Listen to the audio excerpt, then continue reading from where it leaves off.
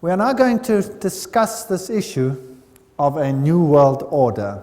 As we saw in Revelation chapter 17, the kings of the world give their power unto the beast.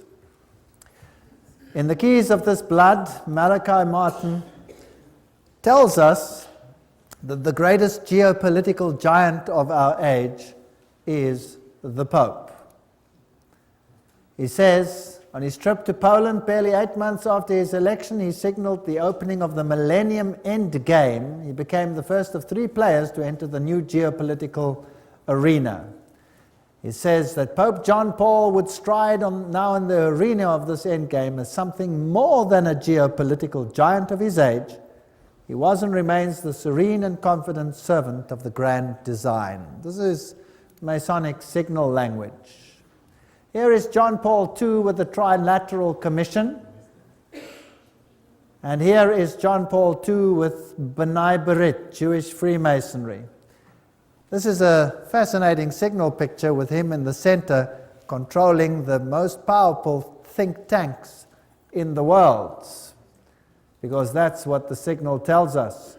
We saw in Revelation chapter 17 already some pictures of the powers of the world giving themselves over to the papacy. Lech Walesa being honored for his work with the host in public. The Bush-Gorbachev summit in Malta, George Bush referred to as a gateway to the millennium of freedom, and it was heralded as the building of a new world. It is a big idea, a new world order, where diverse nations are drawn together in common cause. Only the United States has both the moral standing and the means to back it up. So they want to create this new world order. Revelation chapter 13 said that the beast that comes up out of the earth would be the power that did it. Bush confirms that for us. By 1990, a peace prize went to Gorbachev for losing his country.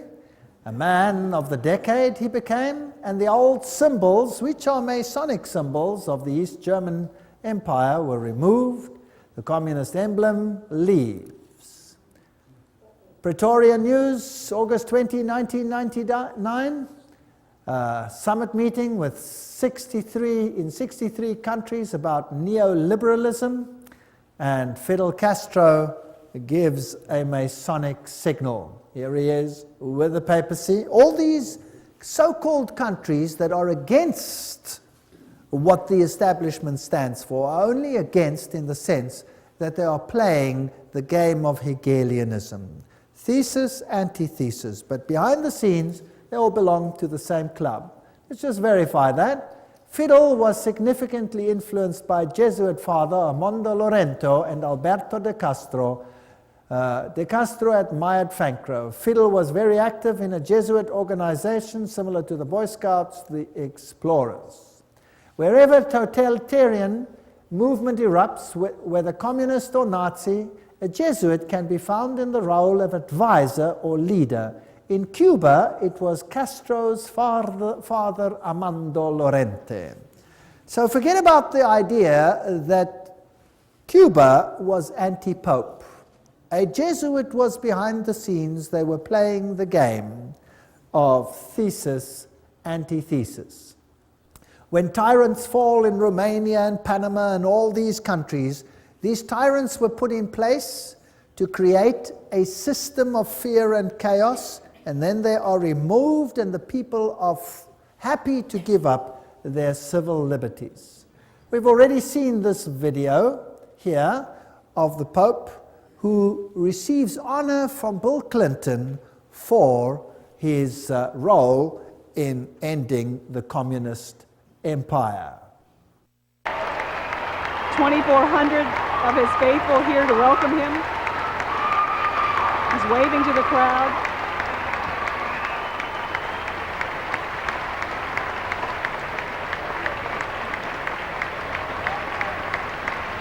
Archbishop Regali is alongside the Pope as he shakes hands with the First Lady.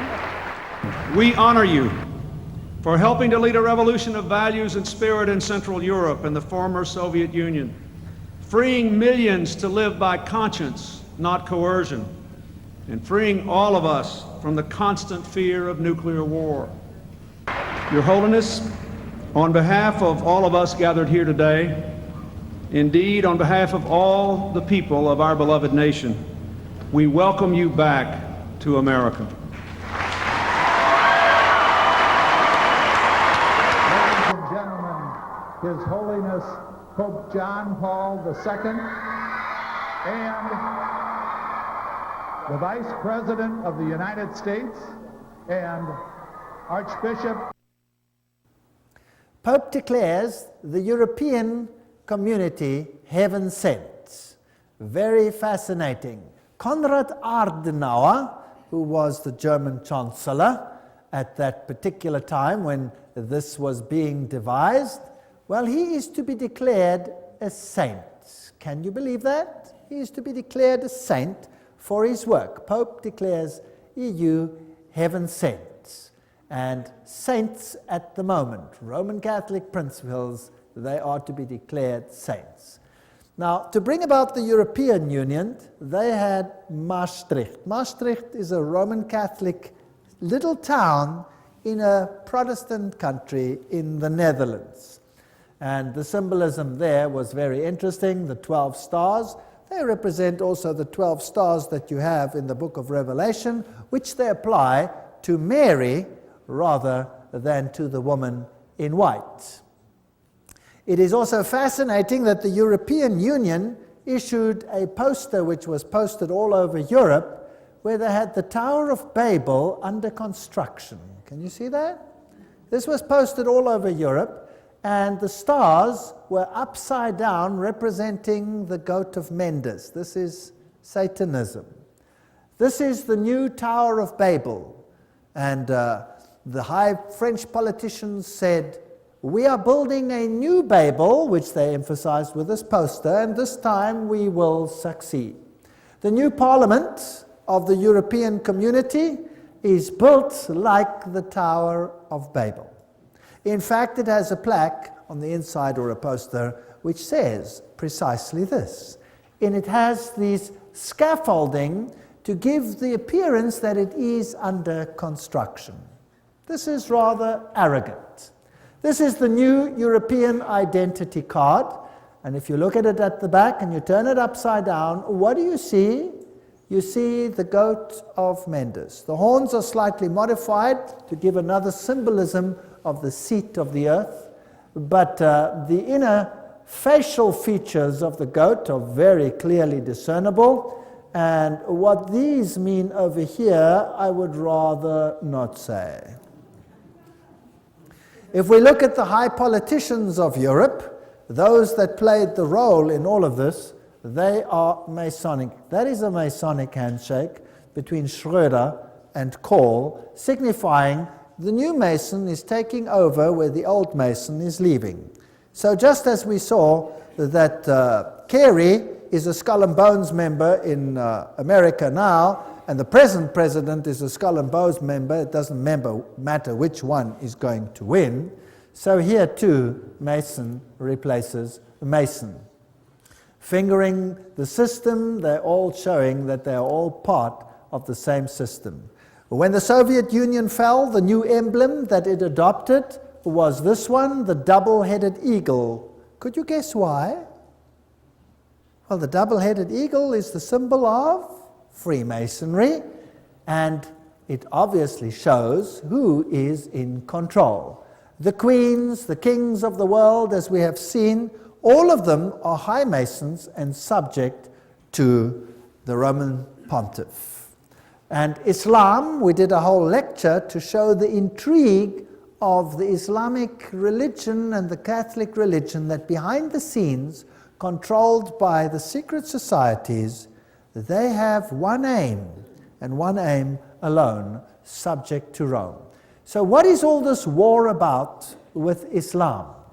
Who are these people who are pulling the strings in the world? And why are people being rubbed up between them? From the rock stars of the world, the Bonos of the world, to the political leaders of the world, everyone seems to be bowing down to the papal Caesar. from the east to the west. The Islamic world is currently being set up as the synthesis in the religious world, pitted against the Judeo-Christian culture as the antithesis, and then out of this must come a synthesis, where all of them will unite. This is a website. There is the actual website underneath. And this one, I believe, fairly accurately says who's who in the zoo. Adam Weishaupt, Astor, Pike, Carnegie, DuPont, Harriman, Bertrand Russell, Ted Kennedy. These are the Illuminatis of yesteryear and today. George W. Bush, of course, he's a Skull and Bones member. That's a sub-organization of Chapter 322 of a German organization, the Illuminati, therefore. Bundy, Habsburg, Freeman, Teng Hui, Hillary Clinton, Alan Greenspan, Rockefeller, Rothschild, Wahlberg. These are the bankers in the system, the negotiators, Lord Carrington, Jimmy Carter, Henry Kissinger, Lord David Owen, Richard Holbrooke. These are 33-degree Freemasons, or Knights of Malta, or Bilderbergers, Committee of 300. They all belong to the same club. If we look at Franklin D. Roosevelt, Cecil Rhodes, Engels, all of these, Trotsky, Stalin, Marx, Hoover, all of their affiliations, Grand Orient Lodge, for example, Grand Orient Lodge, Lenin was Grand Orient Lodge, Truman 33-degree, Willy Brandt 33-degree, Winston Churchill. We've seen many of these before. Helmut Kohl, Committee of 300, Francois Mitterrand, 33-degree Freemason. He is not alive anymore. Yitzhak Rabin, Yasser Arafat, 33-degree Freemason. These are fascinating details. Shimon Peres, Ronald Reagan, George Bush, Gerald Ford. I showed you Gerald Ford's signature where he signed for himself that he was a 33-degree Freemason. There it is. I photographed it in the lodge. And the Carters and these great political people in the world, the Schröders, the Netanyahus, the Gorbachevs, there is Saddam Hussein listed as a 33-degree Freemason. Now, that is somewhat strange, wouldn't you say? King Hussein, Al Gore, Tony Blair, all of these issues. Look at Saddam Hussein over there. Here's a picture of Saddam Hussein. And this is a picture that was beamed on national television during the war. During the war, of what he looked like. Now, they also said at that stage that they weren't sure whether this was pre-taped. That means it could have been pre-taped before the war even took place, because if they are insiders, they would know who's who and what is going to happen. Now, there is a very interesting rumor about this man. Have a look at his face, and have a look at the fact that he has no beard. The CIA, as well as the British Secret Service, said at the time it could be a double. It could be a double, but nevertheless, that is what was depicted. He has always looked like this. He's never had a beard. This is what he's looked like. Then they find, finally, Saddam Hussein's hideout, a filthy place, they say, and they arrest the man and show him on national television. After that, one does not hear too much. And he has a magnificent beard. A magnificent beard. Now, if the previous one was shot during the war, then this must be the best hair fertilizer that mankind has ever found. Maybe he could become a multi-zillionaire patenting this fertilizer to make this beard grow as it is. They used at least 3 doubles. Who knows who this man is? And to say that they did blood tests, who knows whether you can trust the laboratories that did this. Nevertheless, he's listed as a 33-degree Freemason. There are plenty of questions regarding this man, and there is no evidence except for his family that is safely living in exile. Royalty, Prince Bernhard of the Netherlands is 300, Committee of 300, and here Princess Beatrice and Prince Bertil, the Queen, of course, Prince Philip, all of them high Freemasons, Mengele, Walt Disney, all of these individuals. The world is really run by these individuals. Here is the Duke of Kent, giving the Masonic handshake under the Masonic shield. He is the current Grand Master. So he is the highest Freemason at the moment, if you like, because a king may not be, or a prince may not be the Grand Master. He is currently the Grand Master. So here is the highest Luciferian in the country at the moment. Political leaders, the Bill Clintons and all of these, we've dealt with them. We don't have to go through all of them again, the Jesse Helms, the Goldwaters, the Al Gores, and all of these individuals. And I've put the pages up there, and there are many, many books that substantiate all of these names. So just about everybody who is important in the world, everybody who runs in the political sphere is involved in these clandestine operations. We saw in the lecture on Revelation chapter 17 and 13 how there would be a holy alliance and how the United States would eventually become the powerhouse for propagating a new world order. Gorbachev's summit in Malta, referred to as the gateway to the millennium of freedom, as you will remember, and the initiative came for this great movement into a new world order. Now, let us have a look at this video where George Bush has something to say on this issue. Where institutions of freedom have lain dormant, the United Nations can offer them new life. These institutions play a crucial role in our quest for a new world order, an order in which no nation must surrender one iota of its own sovereignty, an order characterized by the rule of law rather than the resort to force. So he says all the nations don't have to give up one iota of their sovereignty, but we want them all in a new world order. Basically, that is what he said, out of the horse's mouth. And if you look at the high role players in the United States, whether it's Madeleine Albright or any one of them, they use brooches which depict Luciferian connections like goats and all of these. President Clinton here is receiving the host publicly, and he claims not to be a Roman Catholic. That is impossible. Hillary Clinton is wearing the Phoenix Rising, which is a Masonic symbol. Sherry Blair uses Masonic signals.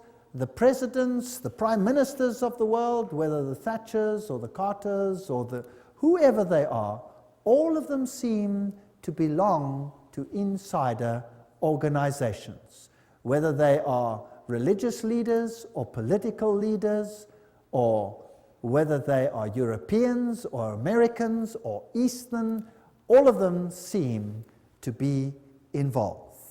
If we look at Africa and Rome, this will give us an idea of what the New World Order is going to be all about.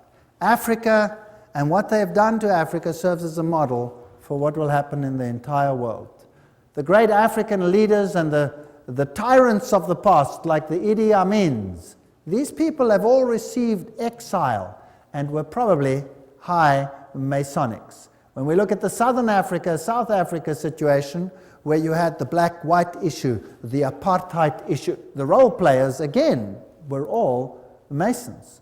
This is Foster, the president, and he gives a Masonic signal, and he was a Freemason.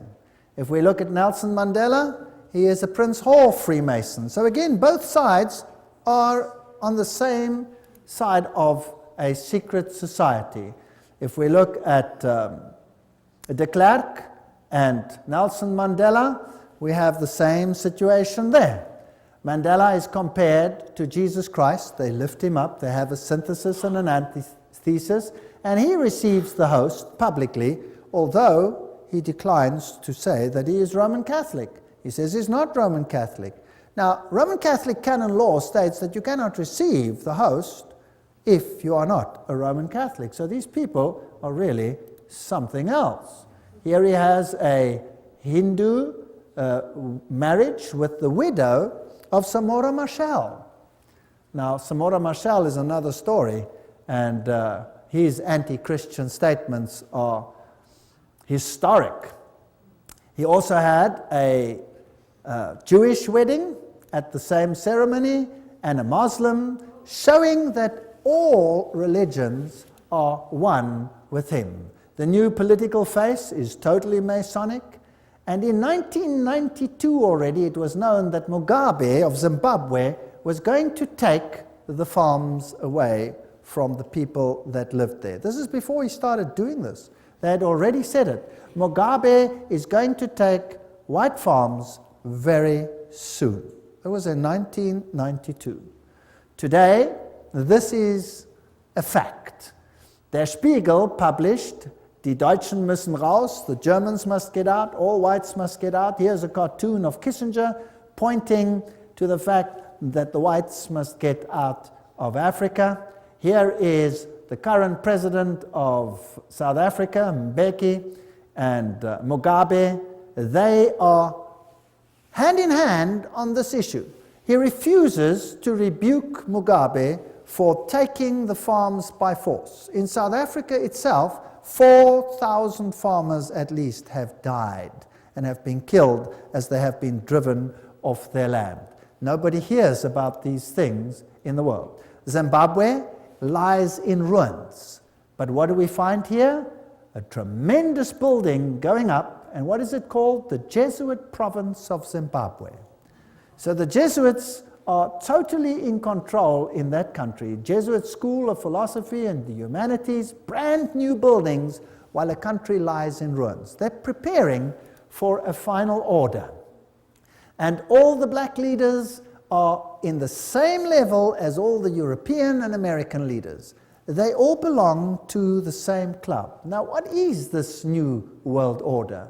Here is the new South African coat of arms, where you can see the phoenix rising out of the ashes, the crown of Mitra with the 7 rays. All the symbolism points to the same thing. I'm going to run you through the new economic order of the New World Order. And these are now quotes from Roman Catholic sources themselves. And I would like to tell you that you haven't experienced anything yet. Waiting to come to you. And I can tell you what it feels like because I have experienced it. If you ever want to read an interesting book, read Ecclesiastical Megalomania, but I'll be quoting from encyclicals and all these things. According to canon law, the control of all property of the Roman Church state belongs to the Pope, its supreme emperor. Everything I say will have a quote now. Everything is substantiated by either a papal encyclical or any one of these. Now, communism took all property away and made it the state's property. Capitalism says the property belongs to the individual and nobody has the right to take it away. Now, if that is thesis and antithesis, then something in between is what we will want. So the Pope condemned communism, but he also condemns capitalism. The New World Order will be something in between in the name of fairness. So let us have a look at these issues. The economic thought of the Roman Catholic Church, private property. Thomas Aquinas wrote no treatise on economics, but his thinking based on that of Aristotle is foundational for understanding the economic thought of the Roman Catholic Church. Every time there is a quote. Now, what did Thomas Aquinas say? Roman Catholic economic thought is developed by the popes in their encyclicals and by the Roman Church state councils, has been a contributor to 1. Feudalism, guild socialism in Europe during the Middle Ages, fascism in Italy, Spain, Portugal, Nazism in Germany in the 20th century, interventionism and redistributive state in the West, including the United States in the 20th century, and liberation theology in Latin America and Africa in the 20th century. What does this mean? Thomas Aquinas said, the possession of all things in common is natural law. Thomas wrote, the possession of all things in common and use of universal freedom are said to be of the natural law, because to wit the distinction of possessions and slavery were not brought in by nature, but devised by human reason for the benefit of human life. Now what does all that mean? It simply means property is for common good. You may own it, but it is for common good. The community of goods, wrote Thomas, is ascribed to natural law, not that the natural law dictates that all things should be possessed in common and that nothing should be possessed as one's own. So you may possess things, yes. But because the division of possessions is not according to natural law, but rather arose from human agreement, which belongs to positive law, they talk such drivel, it's interesting, never mind. Hence the ownership of possessions is not contrary to natural law, but an addition thereto devised by human reason. Let's continue. Thomas wrote, hence, whatever certain people have in superabundance is due by natural law to the purpose of succoring the poor.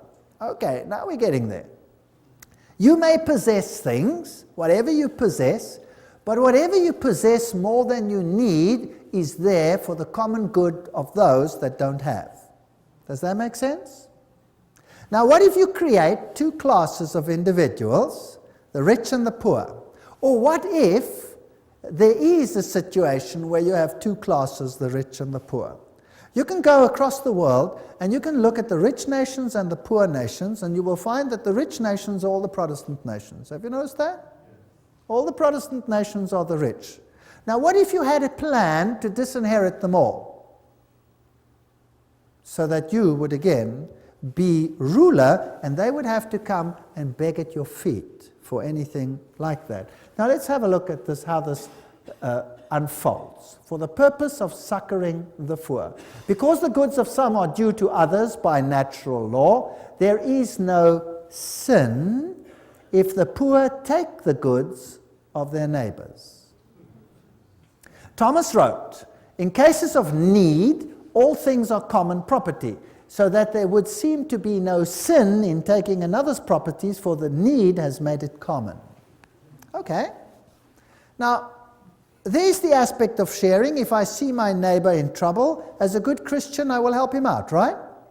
Yes. But now we're looking at law. So if my neighbor has need, and who determines the need? He determines the need. I have need. I have a need. I have a need of a television, and I don't have one, and you have one. And you have money, and you can go and buy yourself another one. I have need of your television. Can he then take it without being a sinner, yes or no? According to this, yes. What if you have a car and he doesn't have one? He can take it without sin, according to Thomas Aquinas. Now, this was a long time ago. Surely this doesn't apply today. Well, we'll see. Not only is such taking of another's property not a sin, it is not even a crime, according to Thomas. It is lawful for a man to succor his own need by means of another's property by taking it either openly or secretly, nor is this, properly speaking, theft and robbery. It is not theft, properly speaking, to take secretly and use another's property in a case of extreme need, because that which he takes for the support of his life becomes his own property by reason of that need. In a case of a like need, a man may also take secretly another's property in order to succor his neighbor in need. Ooh, this gets very interesting. Now, did you know that if I leave my property unattended in South Africa and somebody moves in, I cannot throw him out? He's in because he has need. That's the law. And you think that is a South African law? No, that is a British law as well. That is a law virtually all over the country now, but it's not being implemented because the situation is not such yet that it has to be implemented everywhere. Once you start opening the borders and millions of poor people start coming in, well, then there will be great need. What did they do with need overseas? So, in South Africa, people go on holiday, they come back, their house is occupied. And they can't throw the people out. Because their property is in their name, they have to pay the bills, they have to pay the rates, they have to pay all those things, but need made it common, therefore that man can move in. Is that the situation? Yes, it is. Gets worse. The Roman Catholic doctrine of private property is echoed in the 19th century communist slogan, from each according to his ability to each according to his need. Can you see the Roman Catholic doctrine there? Human rights are more important than property rights. It was the creed of Lyndon Johnson's Great Society. We shall take from the haves and give to the have-nots who need it so much. Lyndon Johnson said that. What continent is that? It appears in the literature of fascism, Nazism, liberation theology, interventionism, and socialism. The universal destination of goods. This is John Paul II's expression of it in 1987 in an encyclical called On Social Concern. It is necessary to state once more the characteristic principle of Christian social doctrine. The goods of this world are originally meant for all. The right of private property is valid and necessary, but it does not nullify the value of this principle. Private property, in fact, is under a social mortgage, which means that it has an intrinsically social function based upon the justified precisely by the principle of universal destination of goods. Oops! What did John Paul II just say? He said that what Thomas said is what I say. You may have private property. The Roman Catholic Church is for private property. That sounds very nice. But it's never qualified that that property is only yours for common good. So one day you wake up and in your garden you have squatters. And you call the police and you say, hey, or you go out and you say, get off my property. And they say, let me alone or I'll blow your head off. Hey, you go to the cops, you say, cops, come help here, people squatting on my land. Sorry, they have need. You have too much land anyway, live with it. Okay. Pope Paul VI made the point quite clear in 1967 encyclical on the progress of people. Each man has therefore the right to find in the world what is necessary for himself. This gets interesting. The recent Council, Vatican II, reminded us of this.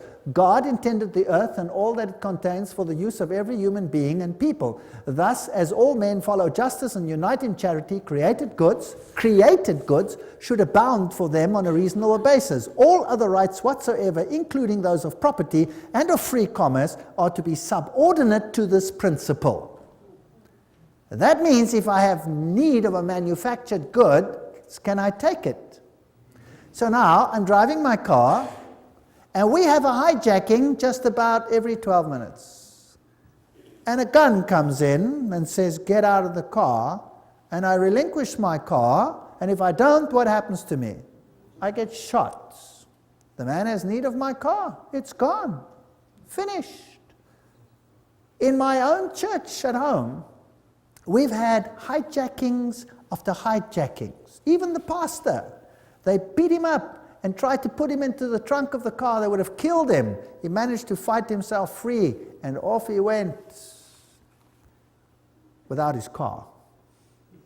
Do you think there's any big action to find these things? No, occasionally here and occasionally there. Do you think there's any big action when the farmers are killed and they move onto the lands? No, a little bit here and a little bit there just to keep people happy. But basically nothing is done, and the police hands are cut off. The law says that. There's nothing you can do. The other day, two cyclists were traveling along when they were hijacked by 5 gunmen demanding their bikes. So they they were armed because they expect this is becoming like the Wild West, and they defended themselves, injured one, and got away. And guess what? The 2 cyclists are in jail.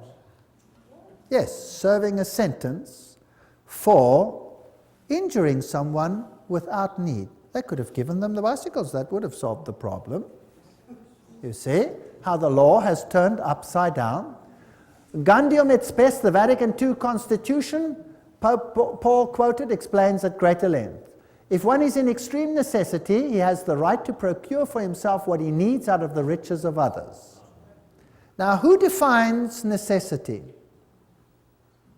Since there are so many people prostrate with hunger in the world, the Sacred Council urges all, both individuals and governments, to remember the aphorism of the Fathers. Feed the man dying of hunger, because if you have not fed him, you have killed him.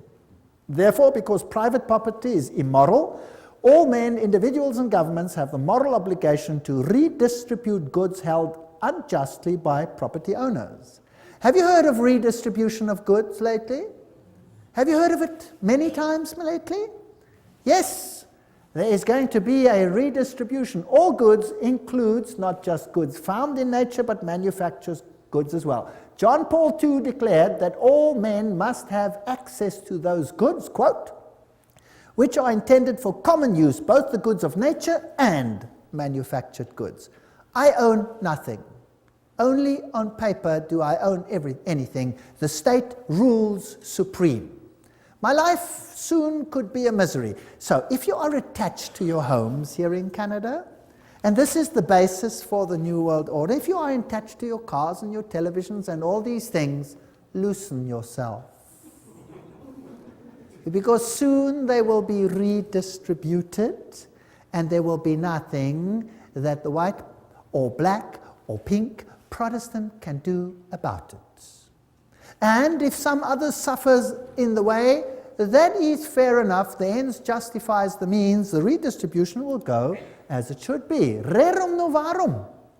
Who's heard of Rerum novarum?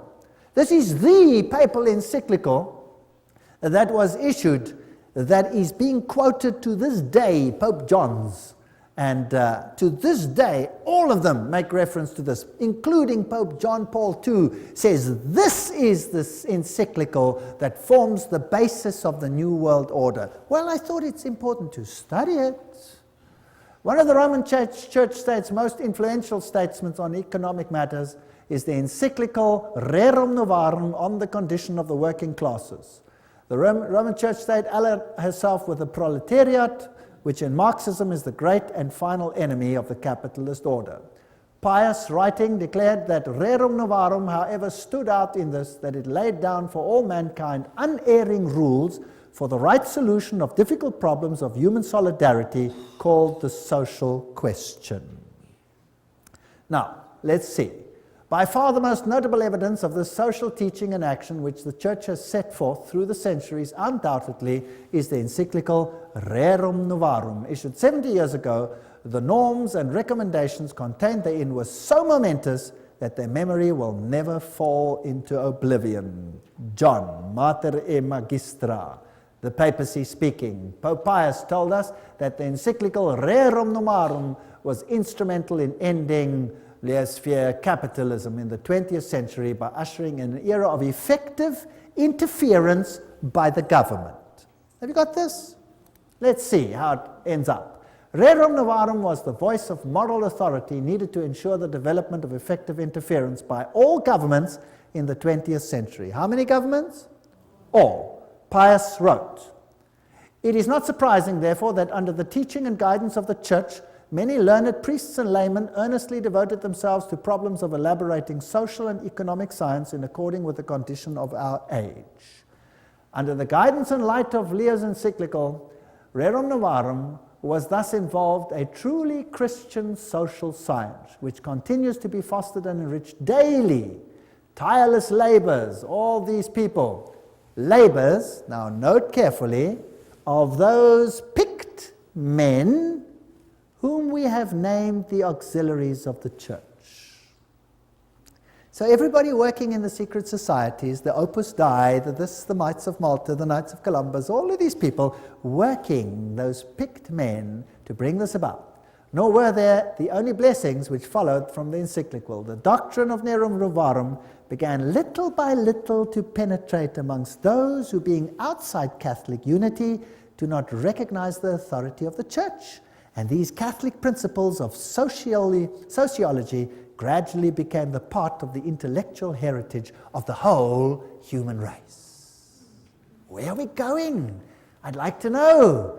Thus too we rejoice that the Catholic truths proclaimed so vigorously by our illustrious predecessor are advanced and advocated not merely in non-Catholic books and journals, but frequently in legislative assemblies and in courts of justice. Those picked men whom we have named the auxiliaries of the Church who have been instrumental. This is John Robbins writing. Who are they? Under fascism, Property owners may keep their property titles and deeds, but the use of their property is, as Leo wrote, common. Fascism is a form of socialism that retains the forms and trappings of capitalism, but not its substance. This is basically what it boils down to. When we speak of reform of institutions, the state becomes chiefly to mind, not as if universal well-being were to be expected from its activities. And what is the state going to do in all of this? The experiment with economic freedom, Pius wrote, must end. And economic life must again be subjected to planning and government. Who wants to control your economic life? Government. John Paul II wrote in his Solicitudo Re Socialis on social concern, it is necessary to state once more the characteristic principle of Christian social doctrine. The goods of this world are meant for all. Private property is under social mortgage. These are the things which will be controlled. He wrote, a faithful echo of the centuries-old tradition of the Church regarding the universal purpose of good. In today's world, wrote the Pope, we are faced with a serious problem of unequal distribution of the means of subsistence originally meant for everybody. Then came liberation theology, and Pius wrote an encyclical on atheistic communism, an age like ours, where unusual misery has resulted. Who created the misery? They created it so that they can create the solution which they want. So, in Africa, they elevate a few and suppress the masses. Then they turn it around and they create the situation that they want. They create communism, they create the chaos. Out of the chaos, they create the social order which they want. So the second reign of terror was supported by the papacy. Father Camilo Terres, who was shot in 1966, declared, the Catholic who is not a revolutionary is living in mortal sin. Pope John Paul II wrote in 1968, the Church does not hesitate to defend fearlessly the just and noble cause of human rights and to support courageous reforms leading to a better distribution of goods, including earthly goods such as education, health service, housing, and so forth. Now we come to human rights. What did we read about in the French Revolution? What's going to be the standard of the world? Human rights. You have a right to property. You have a right to anything that you have need of. We are convinced that the theology of liberation is not only timely, but useful and necessary. That's what the Pope says, not me. This is his words directly. John Paul II, letter to Brazilian bishops. It should constitute a new stage of the theological reflection initiated within the apostolic tradition. And then he refers to rerum novarum. Franklin Roosevelt, when he was elected, he made Professor Ryan part of his administration. Now, who was he? Ryan wrote in 1931, the workers have a claim upon industry for all the means of living from the time they begin to work until they die. When industry does not do it directly, then it is the business of government to enforce it upon industry. See how it starts? Right. Now, let's look at some of the human rights. You have a right to freely found unions for working people. You have a right to culture, a right to emigrate, a right to immigrate, a right to food, a right to clothing, a right to rest, a right to medical care, a right to just wage, a right to life, a right to safe environment, a right to personal security of workers, a right to family life, a right to private property, highly qualified, of course. A right to common use of all goods is just thereafter, so that means nothing. A right to work, a right to pension, a right to old age, insurance, a right to association, a right to security, a right to integrity, a right to social services, a right to strike, a right to choose a state of life freely, a right to found a family, a right to education, employment, good reputation, respect, appropriate information, a right to the upright, blah, blah, blah, protection of privacy, right to rightful freedom, professional training, quality, right to adequate health care. Oh, it's laborious. How do you control that? How do you control it?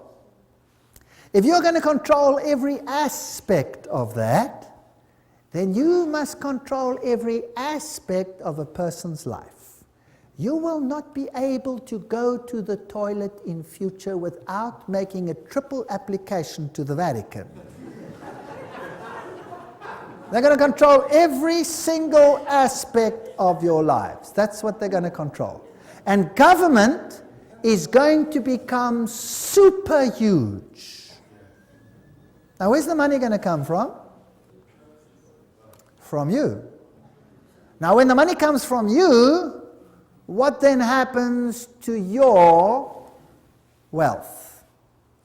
It gets less and less and less and less. That means the middle class will disappear. How many classes under Catholicism in the Middle Ages? 2. There was a feudal class, the Goyim, and there was the upper class who controlled everything. Now, if we take employment, in my country, employment was running at almost 50%. In Germany, it was running at point something percent. And then it went up to 2, 3, 5, 10, 20%. Now unemployment is rife in Europe. Why? Because all the East Bloc countries are now being incorporated into Europe, and there must be redistribution of wealth.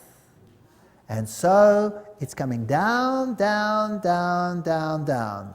The recent surveys don't ask where you live. They say, how many rooms have you got? How many people live there? How many this? How many that? When did they do that, and in what country? In communism. And what happened if your house was bigger than your need? The one who had the need got it. But who has to pay for it? You, because you own it. It's even worse now than in communism, right? So they came to our country. Now you have to register in each individual location. And you may not vote outside your location, so that they have your location attached to your name. And then they came to my house and they said they want to know, what is my religion? I said, I'm a Christian. They said, which denomination are you? I said, it's none of your business. They said, it is my business. Which denomination are you? I said, it's none of your business. How many rooms have you got? I said, enough. We want to know exactly how many rooms you have. I said, I have enough.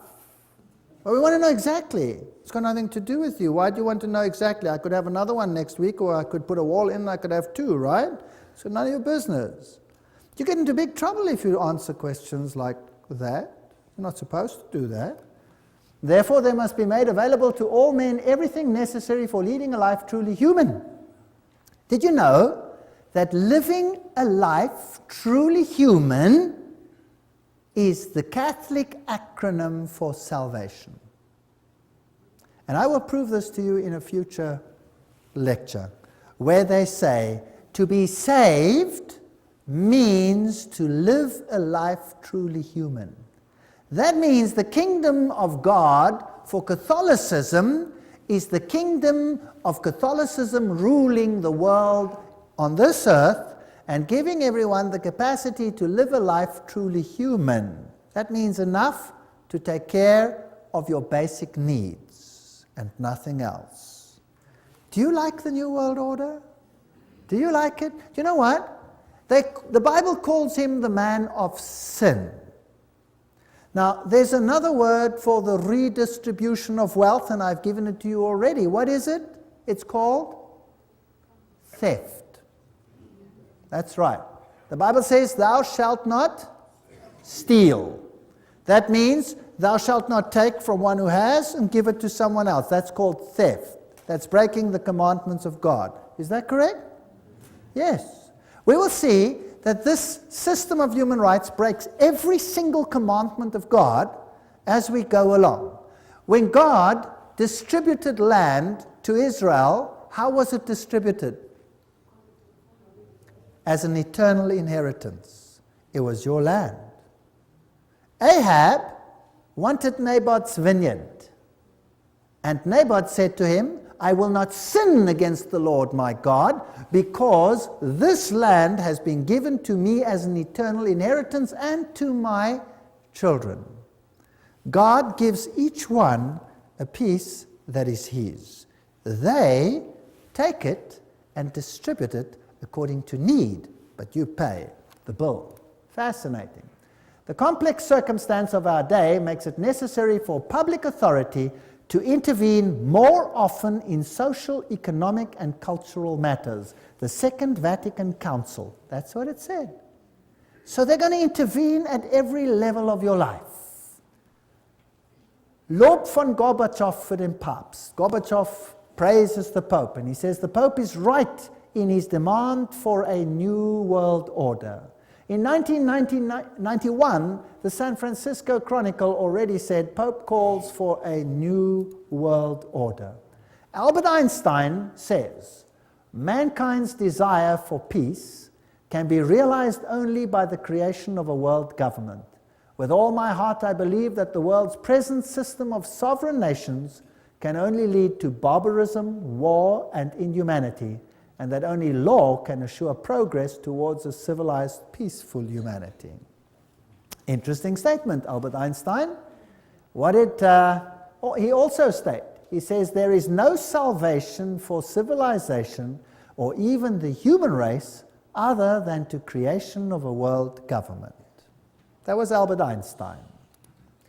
What did Hugh Tunt, former Secretary General of the United Nations, say? He said, world federalists hold before us the vision of a unified mankind living in peace under a just world order. The heart of their program, a world under law, is realistic and attainable. What did Mortimer Adler say? World peace is impossible without world government. Winston Churchill. These are big names. I'm not talking about small fry. The creation of an authoritative world order is the ultimate aim towards which we must strive. Charles de Gaulle, nations must unite in a world government or perish. How do you do that? How about creating so much conflict that everybody will be willing to give up their sovereignty? Do you know what? In South Africa, I give these lectures to the public. The people are in despair. They are being robbed, driven off their land, they're being murdered. Our houses look like prisons.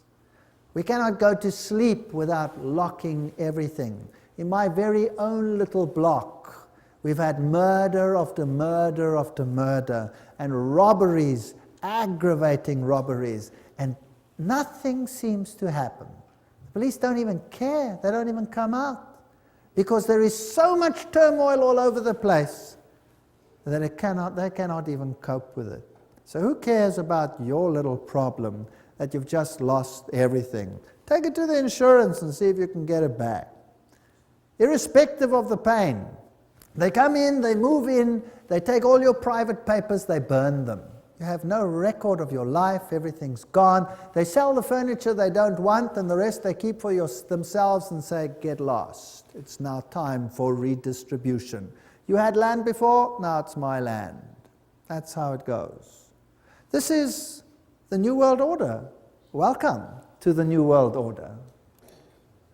Bertrand Russell, the only possibilities are now world government or death. The Humanist Manifesto, too, urges us to move towards the building of a world community. Robert Miller, former Assistant Secretary General of the United Nations, said, we must move as quickly as possible to a one-world government, a one-world religion under a one-world leader. I wonder who that is going to be. These are big, big names that I'm putting on the screen. These aren't speculators here and there. I'm often accused for speculating. Well, the biggest speculators are these people themselves. And what about this man? We saw how peace and unity was to come about. It was great. A great feeling of excitement, peace. of peace, unity, of love. Peace, love, and unity. Unity. Unity? Yes. All nations will come and worship before you, Lord, and worship before you,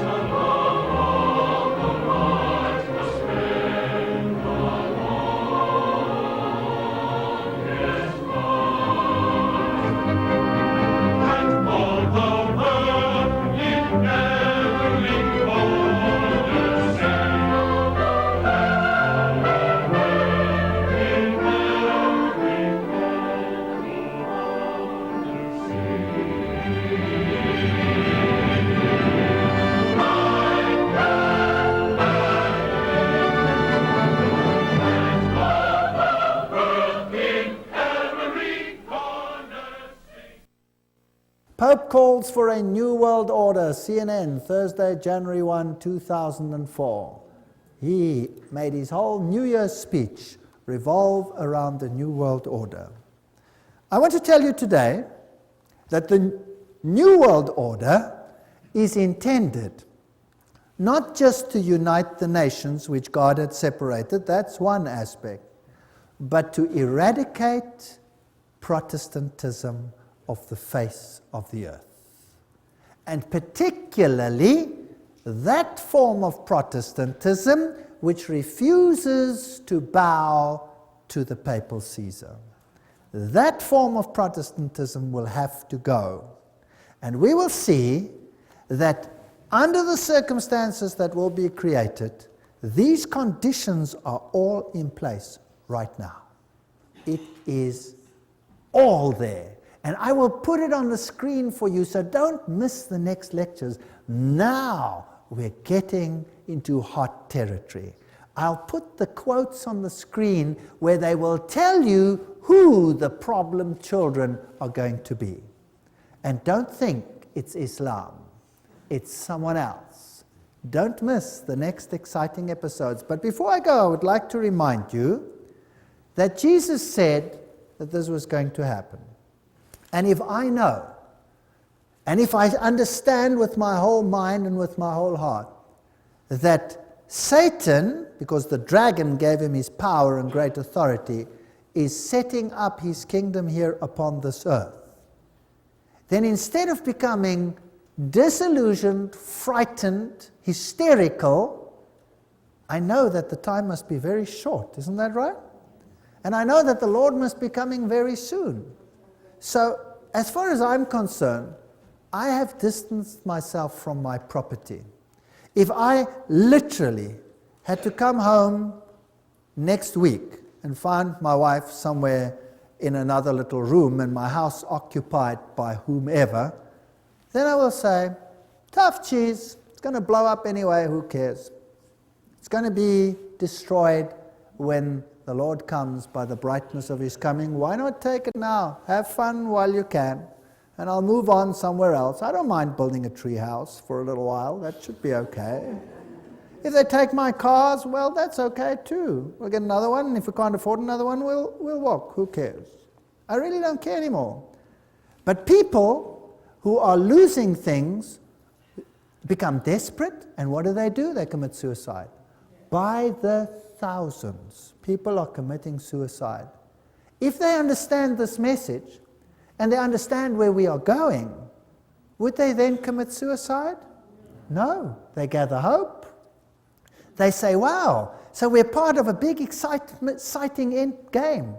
And this is exactly what is happening. People are getting hope, and they're giving their lives to the Lord Jesus Christ, and they are saying, Lord, save me, not only from my sin, but save me from this world.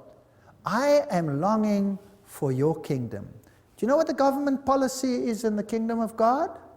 I've already told you. Everyone in the kingdom of God gets a dwelling place in the city built by whom?